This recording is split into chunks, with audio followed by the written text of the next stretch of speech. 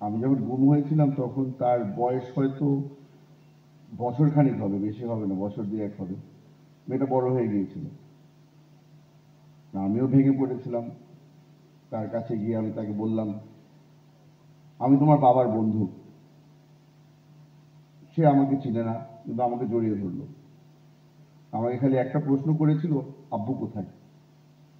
সেই জবাব আমি দিতে পারিনি। 7 বছর ধরে আমাকে যখনই জিজ্ঞেস করা হতো, আরমান কি জীবিত আছে, ও কোথায় আছে, আপনার কাছে কোনো তথ্য আছে কিনা, আমি অনেকটাই লজ্জা পেতাম, জানতাম না কি বলবো।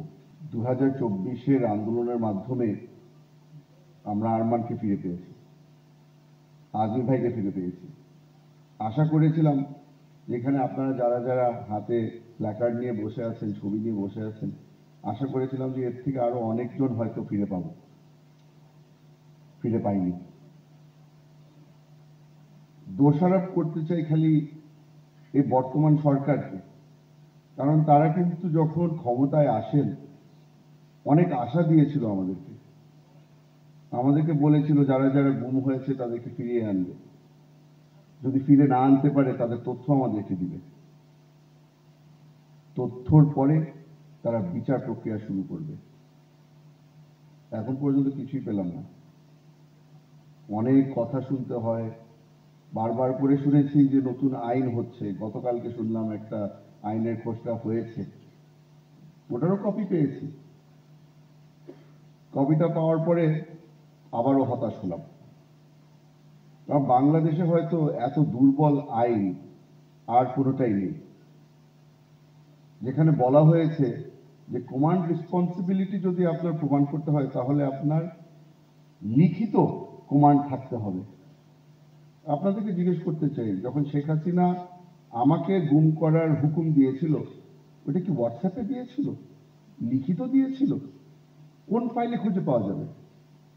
পাওয়া যাবে না। তবে আপনারা সকলেই জানেন, আমিও জানি যে হুকুমদাতা শেখ হাসিনাই ছিল, কিন্তু আমরা তার কোনো বিচার করতে পারবো না এই আইনের মাধ্যমে। এই 1 বছর ধরে সকলে মনে করেছে যে শেখ হাসিনা পালিয়ে গেছে, নতুন সরকার চলে এসেছে, এখন তো বাংলাদেশ মুক্ত। বাংলাদেশ মুক্ত নয়, আমাদের যুদ্ধ এখনো চলছে, আমাদের আন্দোলন এখনো চলছে। এই যে আজকে আপনারা এখানে বসে আছেন, এটাও আন্দোলনেরই একই অংশ। আশা করি যতক্ষণ পর্যন্ত আমরা ন্যায় বিচার পাবো না, যতক্ষণ পর্যন্ত আমরা জবাব পাবো না, তথ্য পাবো না যে আপনাদের প্রিয়জনরা কোথায় আছে, কেমন আছে, আর যদি তারা নাই বা থেকে থাকে তাদের মরদেহটা কোথায় আছে, তাদেরকে কোথায় দাফন করা হয়েছিল। মনে অনেক কষ্ট নিয়ে কথাটা বলতে হচ্ছে, কারণ সত্যি করে বলি, যখন সিদ্ধান্ত নিয়েছি রাজনীতিতে ফেরত আসবো, তখন আম্মাকে একটা কথা বলেছিলাম, এবার যদি গুম করে দেয় আর তালাশ করো না, আব্বার কবরের পাশে একটা ইটা রেখে দিবা, মনে করবা যে ওখানেই আছি, কারণ এবার আর ফিরে আসবো না।